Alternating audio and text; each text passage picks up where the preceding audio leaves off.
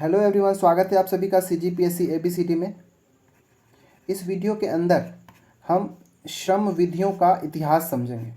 देखिए, हालांकि इस टॉपिक से रिलेटेड मैं पहले MCQ फॉर्मेट में अपलोड कर चुका हूं और वो वीडियो भी लोग अच्छा पसंद किए, परंतु इस बार जो है श्रम विधियों का इतिहास या फिर हिस्ट्री ऑफ लेबर लॉ का हम व्याख्या लाए हैं। डिस्क्रिप्टिव वे में इसको मैं लेकर आया हूँ, ठीक है, ताकि कुछ और भी एक्स्ट्रा चीज़ आपको जानने को मिले, क्योंकि ये MCQ जब होता है तो उसको एक्सप्लेन करने के लिमिटेड वर्ड्स के अंदर ही उसको समझाना होता है, इसलिए थोड़ा उसमें जो डिस्क्रिप्शन हो जाता है कम। परंतु इसलिए मैं श्रम विधियों का इतिहास का डिस्क्रिप्टिव वे में आपके लिए लेकर आया हूँ, ठीक है। CG लेबर ऑफिसर रिक्रूटमेंट 2023 का एग्ज़ाम है, उसके दृष्टि से इम्पॉर्टेंट है और भविष्य में भी जहाँ भी अगर एग्ज़ाम होगा और ये टॉपिक पूछा जाएगा तो आपके लिए हेल्पफुल साबित हो सकता है, ठीक है।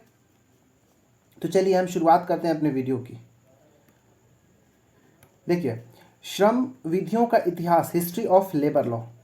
देखिए, क्या होता है कि जब भी कुछ अधिनियम बनता है या फिर लॉ या कानून बनता है, डायरेक्ट नहीं बनता, उसका कोई एक मोटिव होता है, कोई मकसद होता है और उसके पीछे का एक कहानी होता है, उसके पीछे का एक संघर्ष होता है। ये सारे चीज़ जो है ये श्रम विधियों के इतिहास को मतलब श्रम विधि या फिर लेबर लॉ बनाने में जो कुछ भी संघर्ष हुए हैं, ये सारा चीज़ को हम वहाँ पे जो मेन हमारा एग्जाम पॉइंट ऑफ व्यू से जो इम्पोर्टेंट है वो मैं बताऊँगा, ठीक है। तो श्रम कानून होता क्या है भाई? तो श्रम कानून कानूनों का एक ऐसा समूह होता है जो किसी संगठन में कार्य करने वाले व्यक्तियों के अधिकार और देनदारियों को नियंत्रित करता है, ठीक है। इसको ये एक थोड़ा सा एक परिभाषा के रूप में आप याद कर सकते हैं। और जो श्रम कानून होता है क्या क्या सुनिश्चित करता है वो देखिएगा। पहला बात कि औद्योगिक संबंध, ठीक है, कि जो उद्योग में कार्य करने वाले जो मजदूर होंगे या फिर जो नियोजक होगा, ये सब के बीच में कैसा संबंध होना चाहिए, उनके बीच जब विवाद होगा तो उसको सुलझाएगा कौन। तो ये औद्योगिक संबंध से संबंधित भी कई सारे अधिनियम हमको आगे देखने को मिलेगा, ठीक है। वैसे ही जो कार्यस्थल है उसकी सुरक्षा की गारंटी कौन लेगा, उसको कैसे सुरक्षित बनाया जाएगा, वो कैसा वहाँ का माहौल होना चाहिए, एनवायरनमेंट होना चाहिए, लोगों के स्वास्थ्य पर भी क्या उसका प्रभाव हो, ये सारा चीज़ को कंट्रोल करने के लिए इसे भी सुनिश्चित करना होता है श्रम विधियों के अंतर्गत, ठीक है। और रोजगार के क्या मानक होंगे कि किस तरह से रिक्रूटमेंट किया जाएगा, कैसे लोगों की भर्ती कराई जाएगी, कितने घंटे उनको काम कराया जाएगा, उनको मिनिमम कितना सैलरी देना होगा, ये सारा चीज़ भी इसमें सुनिश्चित किया जाता है। तो ये तीनों जो है ये हमारा श्रम विधि का मेन मोटिव होता है कि ऐसा होना चाहिए, ठीक है। अब हम आगे शुरुआत करते हैं। ये तो मोटा मोटी हमारे पास था कि श्रम विधि क्या होता है, उसका क्या मोटिव होता है, ये हम देखे थे, ठीक है। आगे देखते हैं। आगे है कि श्रम कानून जब बना तो बनाने से पहले जो विभिन्न देशों, डायरेक्ट तो ऐसे कुछ होता नहीं है, बहुत सारे कहीं ना किसी देश में इसका विचार विमर्श हुआ होगा कि एक श्रम कानून बनना चाहिए या फिर कोई ऐसी संस्था बननी चाहिए जो विश्वव्यापी, जहाँ भी रोजगार या फिर उद्योग की बात होगी वहाँ पे जो श्रमिक होंगे, जो मजदूर होगा, उन सब का कैसे देखरेख किया जाए, कैसे उनकी संरक्षण को सुनिश्चित किया जाएगा, ये सारे चीज़ के लिए हमको जो विचार विमर्श। तो सबसे पहले ब्रिटेन में हम पढ़ते हैं। ब्रिटेन में एक व्हिटली आयोग था, ठीक है, याद रखिएगा, व्हिटली आयोग। इस व्हिटली आयोग का 1 फरवरी 1918 में एक सम्मेलन हुआ जिसके अंदर ब्रिटेन, फ्रांस और बेल्जियम और इटली के प्रतिनिधि इसके अंदर शामिल थे। बेसिकली ये जो थे, इसलिए व्हिटली आयोग का मेन उद्देश्य ये था, ठीक है। तो व्हिटली आयोग का जो मेन उद्देश्य ये था कि जो विश्व भर में या फिर दुनिया भर में जो औद्योगिक परिषद थी, ठीक है, उनको कैसे स्थापना किया जाना चाहिए, उन सबको मेंटेन करने के लिए ये सारे चीज़ों का वकालत की। मतलब कहने का कि विश्वव्यापी एक ऐसी संस्था होना चाहिए, एक परिषद होना चाहिए जो इन सारे जो श्रम से संबंधित जो भी विवाद होंगे, जो स्वास्थ्य संबंधी जो बातें होंगी, ये सब चीज़ को मेंटेन करे, ठीक है। तो ये ब्रिटेन के अंदर व्हिटली आयोग का गठन हुआ था। दूसरा है अमेरिका के अंदर। तो अमेरिका में American federation of labour, AFL, ठीक है, याद रखिएगा नाम, American federation of labour, AFL, जिसमें 9 देशों के प्रतिनिधि थे, ठीक है। कौन से 9 देश थे? तो Belgium, Cuba, Czechoslovakia, France, Italy, Japan, Poland और UK और USA, ये 9 देश इसके प्रतिनिधि थे, ठीक है। देखिए, इस समय क्या था कि जैसे हमको पता है कि फर्स्ट वर्ल्ड वॉर जो था 2014 से लेके 2014 नहीं, 1914 से लेके 1918 तक, ये प्रथम विश्व युद्ध का कार्यकाल था, ठीक है, मतलब समय था। तो इसके समय में पूरा विश्व भर में बहुत सारे उथल पुथल हुए, बहुत सारे औद्योगिक रूप से नुकसान भी हुआ। तो इन सारे चीज़ों को कंट्रोल करने के लिए क्या हुआ, इन 9 देशों का एक ग्रुप था जिसको हम बोलते हैं AFL, इन्होंने मिलकर एक मीटिंग किया, बोल सकते हो, ठीक है। तो ये जो फेडरेशन है, इसका जो हेड कौन थे? सैमुअल गोम्पर्स थे। ये बात है 1919 की। जब प्रथम विश्व युद्ध खत्म हुआ तो हमको पता है कि 1919 में वर्साई की संधि हुई, ठीक है, और वर्साई की संधि के साथ ही प्रथम विश्व युद्ध की समाप्ति हुई। तो वर्साई की संधि जब पेरिस में हुई तो वहीं पे एक निश्चय किया गया 1919 में इन 9 देशों के प्रतिनिधियों के द्वारा, जिसके अध्यक्ष कौन थे? सैमुअल गोम्पर्स। इन्होंने किया कि एक विश्वव्यापी एक ऐसी संस्था होना चाहिए जो कि बल सुरक्षा, मानवीय, राजनीतिक और आर्थिक विचारों के बारे में देखरेख करे। तो इसी के संदर्भ में ILO, इंटरनेशनल लेबर ऑर्गेनाइजेशन या फिर अंतर्राष्ट्रीय श्रम संगठन का स्थापना होता है 1919 के अंदर। किसके अंतर्गत? तो वर्साई की संधि में के तहत। और ये UN का एक विशिष्ट संस्था है, कह सकते हैं। यूनाइटेड नेशन जो हमारा संयुक्त राष्ट्र है, संघ है, उसका एक विशिष्ट या स्पेसिफिक एक ऑर्गेनाइजेशन है। ये कह सकते हो कि सबसे पहला ऑर्गेनाइजेशन यही था, ठीक है। अब देखिए, तो ये AFL जो थे, इनके जो 9 प्रतिनिधि सदस्य थे, ये सब मिल के ही इन्होंने जो ILO का जो संविधान था, ठीक है, उसका मसौदा तैयार किया था, याद रखिएगा 1919 में, ठीक है। तो ये था मेनली क्या कि जो ILO का निर्माण के पीछे क्या हिस्ट्री था, वो था। अब हम आगे देखते हैं कि जो ILO है, इंटरनेशनल लेबर ऑर्गेनाइजेशन, उसके बारे में कुछ जान लेते हैं, ठीक है। अंतर्राष्ट्रीय श्रम संगठन, इंटरनेशनल लेबर ऑर्गेनाइजेशन, इसको शॉर्ट में हम ILO भी कहते हैं, ठीक है। इसका जो गठन हुआ है 11 अप्रैल 1919 को, ये डेट याद रखिएगा, ठीक है, ये इंपॉर्टेंट है। इसका जो मुख्यालय कहाँ होगा भाई? इसका जो मुख्यालय है जिनेवा के अंदर, स्विट्जरलैंड में है, ठीक है। और ये संयुक्त राष्ट्र की एक विशेष एजेंसी है, मैं पहले बताया हूँ, ठीक है। और इसके जो इसको जो वर्तमान में जो महानिदेशक है वो है गिलबर्ट होंगबो, याद रखिएगा, ये एग्जाम में पूछा जा सकता है, ठीक है, गिलबर्ट होंगबो। ये जो वीडियो बना रहा हूँ 2023 में, और आज डेट है कितना? 7 जून, ठीक है, 7 जून 2023 को। तो उस समय की मैं बता रहा हूँ कि महानिदेशक कौन है? Gilbert Houngbo. ये जो संगठन है संयुक्त राष्ट्र महासभा के अंतर्गत है, या फिर संयुक्त राष्ट्र संघ की ही एक संस्था है। 1969 में जो ये अंतर्राष्ट्रीय लेबर ऑर्गेनाइजेशन है, जो श्रम संगठन है, इसको 1969 में शांति का नोबेल पुरस्कार भी दिया जा चुका है। और इसके अंदर कुल 187 सदस्य देश हैं। जैसे कि हमको पता है कि UN के अंदर 193 देश हैं, इस 193 में से 187 जो हैं इसके ILO के सदस्य हैं, ठीक है। तो ये था अंतर्राष्ट्रीय लेबर ऑर्गेनाइजेशन के बारे में। अब देखते हैं कि जब 1998 में क्या हुआ, अंतर्राष्ट्रीय श्रम सम्मेलन मतलब ILO का बैठक हुआ, ये 86वां बैठक था, ठीक है। इसमें कुछ मौलिक सिद्धांतों पर भी कुछ मौलिक सिद्धांतों की घोषणा की गई। इस घोषणा में 4 मौलिक नीतियों को शामिल किया गया। वो क्या थे? तो पहला था श्रमिकों का स्वतंत्र रूप से जुड़ने और सामूहिक रूप से सौदेबाजी करने का अधिकार, पहला। दूसरा, जबरन और अनिवार्य श्रम का अंत, कोई ज़बरदस्ती का मतलब कह सकते हो कि अनिवार्य श्रम और ज़बरदस्ती का नहीं करा सकता इसको कोई भी, ठीक है। बलात् श्रम इसको कह लीजिए बालात श्रम पर इसको प्रतिषेध लगाया गया। बाल श्रम का भी अंत किया जाए और श्रमिकों के बीच में अनुचित भेदभाव का अंत, किसी भी तरह का उनमें भेदभाव ना हो, ना तो सैलरी कम ज़्यादा एक ही कार्य के लिए दिया जाए, ना तो लिंग का भेदभाव हो, ये सारा चीज़ को सुनिश्चित किया गया इस मौलिक सिद्धांतों के अंतर्गत, ठीक है। अब थोड़ा सा ये देख लेते हैं कि जो अंतर्राष्ट्रीय श्रम संगठन है वो कौन कौन सी बातों को सुनिश्चित रखता है, कौन कौन सी बातों को ध्यान रखता है। तो पहला क्या कि श्रम जो है उसको मनुष्य के रूप में जाना जाए, ना कि वस्तु के रूप में, पहला चीज़। दूसरा, न्यूनतम मजदूरी के अधिकार की रक्षा किया जाना चाहिए। एक फिक्स मिनिमम वेजेस होना चाहिए जिसको किसी भी श्रमिक को मिलना ही चाहिए उतना। तीसरा क्या कि पुरुषों और महिलाओं के बीच वेतन में कोई भी अंतर ना हो समान कार्य के लिए। मतलब क्या, समान कार्य के लिए समान वेतन दोनों को दिया जाए, चाहे वो स्त्री हो या पुरुष हो। फिर संघ बनाने का भी अधिकार नहीं था पहले, ठीक है, परंतु अब होना चाहिए, इसकी रक्षा की जानी चाहिए। फिर 14 वर्ष से कम उम्र के जो बच्चे हैं उनको श्रम को समाप्त करना चाहिए, मतलब बाल श्रम को रोक लगा देना चाहिए। फिर क्या, दुनिया भर में 8 घंटे कार्य दिवस, मतलब प्रतिदिन 8 घंटा की कार्य ही मैक्सिमम होना चाहिए और 40 घंटा पूरा सप्ताह का एक आदर्श कार्य होना चाहिए। 6 दिन का काम और एक स्थापित मानदंड होना चाहिए कि 6 दिन का काम कैसे होगा, उसके बाद 1 दिन का अवकाश होना चाहिए, ये सारा चीज़ का। इसके बाद जो विदेशी कामगार होंगे, विदेशी मजदूर होंगे, उनको घरेलू मजदूरों के बराबर ही समझा जाए, तुलना नहीं किया जाए कि ये हमारे देश का है तो इससे थोड़ा ज़्यादा सैलरी दे दिया जाए, या फिर विदेश से कोई आया तो उनको कम, तो ये तुलना नहीं होना चाहिए, बराबर दोनों को माना जाना चाहिए। फिर क्या कि कारखानों में जो स्थिति है वो रहने योग्य बनना चाहिए, ठीक है, वहाँ पे एक अनुकूल वातावरण होना चाहिए, ठीक है। तो ये जो है अंतर्राष्ट्रीय श्रम संगठन ये सब सुनिश्चित करने की प्रयास करता है, ठीक है।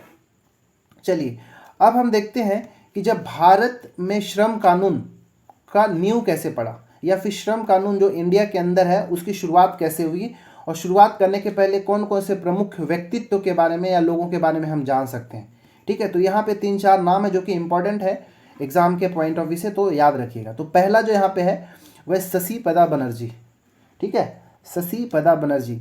इन्होंने क्या किया था, एक श्रमजीवी नामक पत्रिका का संपादन किया था 1870 के अंदर, ठीक है, याद रखिएगा।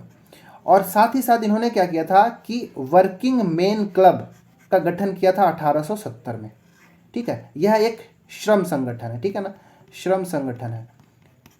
क्या नाम है इसका, वर्किंग मेन क्लब। तो वर्किंग मेन क्लब का जो संगठन है, श्रम संगठन है, उसका जो संस्थापक कौन थे, गठन करने वाले कौन थे, तो याद रखिएगा शशिपदा बनर्जी। तो ये इंपॉर्टेंट है। दूसरा है बीपी वाडिया। बीपी वाडिया जो है भारत का पहला श्रमिक संघ, जिसका नाम था मद्रास या फिर चेन्नई श्रमिक संघ, जिसका गठन 1918 में हुआ था, इन्होंने बीपी वाडिया ने ही किया था गठन, ठीक है। क्या बोल रहा हूँ कि भारत का पहला श्रमिक संघ का नाम क्या था, मद्रास या फिर चेन्नई श्रमिक संघ, जिसका गठन 1918 में हुआ था, और किसने किया था, बीपी वाडिया ने किया था। तीसरा नाम आपको याद रखना है वो है नारायण मेघाजी लोखंडे, ठीक है, नारायण मेघाजी लोखंडे। इनको भारतीय श्रम आंदोलन के जनक के रूप में जाना जाता है, ठीक है, ट्रेड यूनियन आंदोलन के जनक के रूप में, या फिर भारतीय श्रम आंदोलन के जनक के रूप में किसे जाना जाता है, नारायण मेघाजी लोखंडे। और एक चौथा याद रखना है लास्ट में बस, सोराबजी शाहपुर जी, ठीक है। सोराबजी शाहपुर जी इसलिए यहाँ पे इंपॉर्टेंट है क्योंकि ये क्या थे, एक सबसे पहली बात तो एक पारसी थे और एक पत्रकार थे, पारसी पत्रकार थे, और बॉम्बे विधान परिषद जो था उसके एक सदस्य के रूप में थे। तो इन्होंने एक 1878 में एक बिल लेकर आया था। इस बिल में क्या लिखा गया था, क्या डिमांड किया गया था कि जो कपड़ा मिल के अंदर जो काम करने वाले जो पुरुष होंगे उनको मैक्सिमम 11 घंटे का काम कराया जाए, जो महिलाएं होंगी उनको 10 घंटे का काम कराया जाए, और जो बच्चे होंगे उन्हें 9 घंटे का, उससे ज़्यादा किसी को काम नहीं कराया जाए। तो ये पहली बार था कि किसी ने ये जो समय है, कार्य करने का जो समय है, उसको फिक्स करने का कोशिश किया, ठीक है। तो याद रखिएगा ये किसने किया था, सोराबजी शाहपुर जी ने किया था। तो ये थे 4 महत्वपूर्ण व्यक्तित्व जो कि इनका एक दिखता है कि शुरुआती तौर पर इन्होंने अपना संगठन बनाकर या फिर बिल लाकर, ठीक है, अपनी बातों को रख कर कुछ जो श्रम कानून है उसको नींव डालने का कोशिश किया था इन्होंने, ठीक है। चलिए आगे बढ़ते हैं। अब देखते हैं कि वो तो थे व्यक्तित्व जिन्होंने अपना कोशिश किया। अब देखते हैं क्या श्रम के से संबंधित कोई मजदूर आंदोलन या फिर हड़ताल भी हुआ क्या, तो ये भी याद रखिएगा, यहाँ से भी क्वेश्चन बनाया जा सकता है। तो मार्च 1862 में भारत का पहला श्रमिक आंदोलन हुआ, याद रखिएगा कब, मार्च 1862 में भारत का पहला श्रमिक आंदोलन हुआ।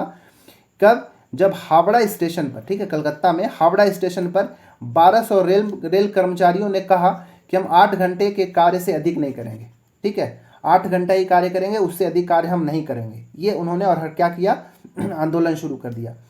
फिर बाद में शशिपदा बनर्जी, हमने पीछे भी देखा, इन्होंने 1870 के अंदर क्या किया, इन्होंने 8 साल बाद वर्किंग मेंस क्लब का गठन किया, ठीक है। साथ ही साथ इन्होंने पहले भी बता चुका कि जो शशिपदा बनर्जी है, श्रमजीवी पत्रिका का भी प्रकाशन इन्होंने किया था।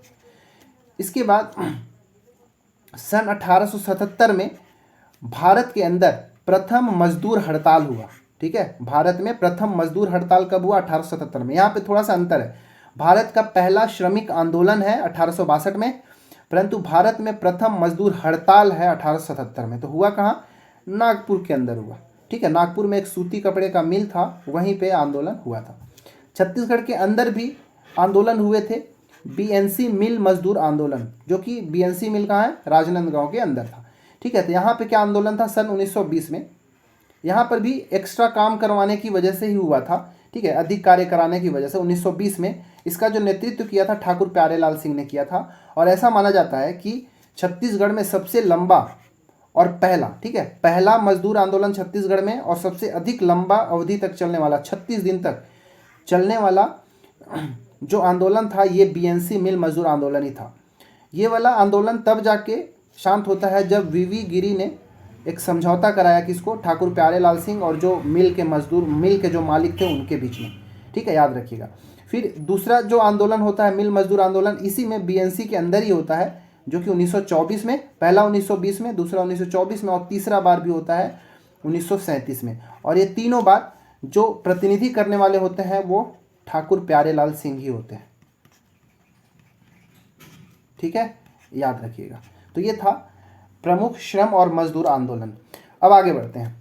आगे क्या है कि देखते हैं कि कौन कौन से अधिनियम अब बनाए गए। तो सबसे पहले ब्रिटिश राज में, जब हमारा देश ब्रिटिशों के कंट्रोल में था, अंग्रेजी सरकार के कंट्रोल में था, तब कौन कौन से अधिनियम महत्वपूर्ण बनाए गए और क्या क्यों लाए गए थे ये देखना है। तो सबसे पहला भारत का प्रथम कारखाना अधिनियम कौन सा है, 1881 का, याद रखिएगा, एग्जाम में पूछा जा चुका है। भारत का प्रथम कारखाना अधिनियम 1881 था। उस समय जो गवर्नर जनरल थे उनका नाम था लॉर्ड रिपन, ठीक है। तो लॉर्ड रिपन ने इसके अंदर क्या क्या प्रावधान किया था इस अधिनियम के तहत, वो देखिए। पहला क्या कि जो अल्पायु श्रमिक होंगे, जो कम उम्र के जो श्रमिक होंगे, जनरली 14 से कम या फिर 7 से 12 वर्ष तक के, ठीक है, याद रखिएगा, 14 से कम या फिर 12 से कम, मान के चलिए 12 से कम उम्र के जो बच्चे हैं उन श्रमिकों का संरक्षण करना और उनके लिए स्वास्थ्य सुरक्षा की व्यवस्था करना। पहला मेनली इसका मेन मोटिव क्या था कि जो बाल श्रम की जो समस्या है उससे निदान प्राप्त करना, ठीक है, उसको दूर करना। और तीसरा क्या कि जो 7 से 12 साल के उम्र के जो बच्चे होंगे, जो श्रमिक होंगे, उसको 9 घंटे से अधिक कार्य नहीं कराया जाएगा, ठीक है।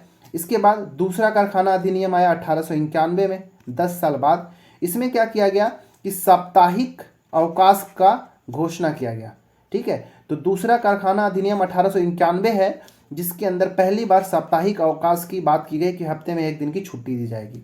और जो महिलाएं होंगी उनके लिए 11 घंटे का कार्य निर्धारण किया गया, ठीक है।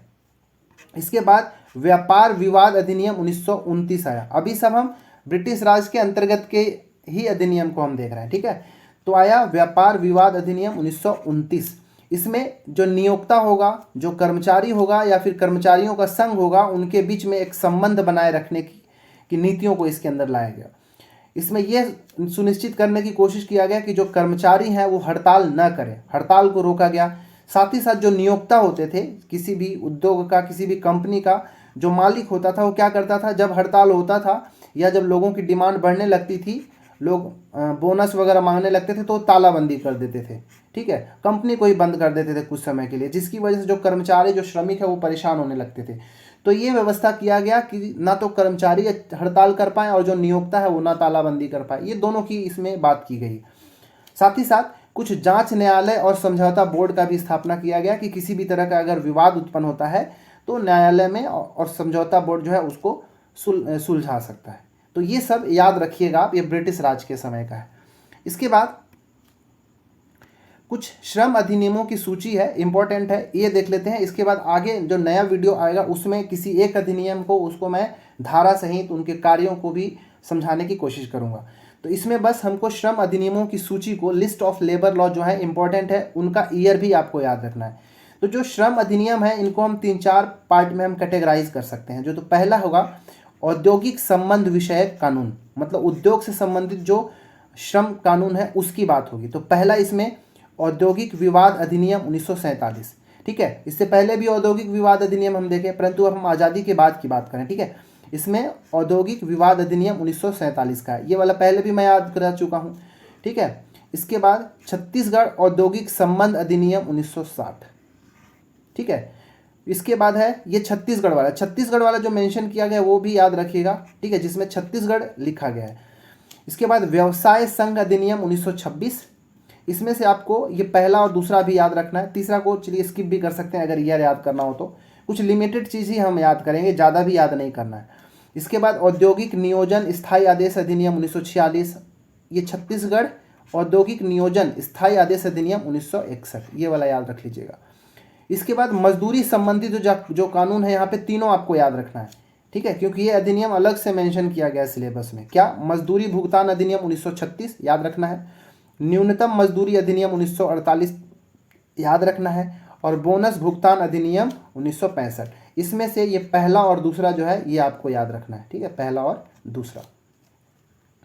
आगे है कुछ औद्योगिक स्वास्थ्य और सुरक्षा संबंधित सामान्य कानून क्या है वो देखिए, ये कारखाना अधिनियम 1948 का।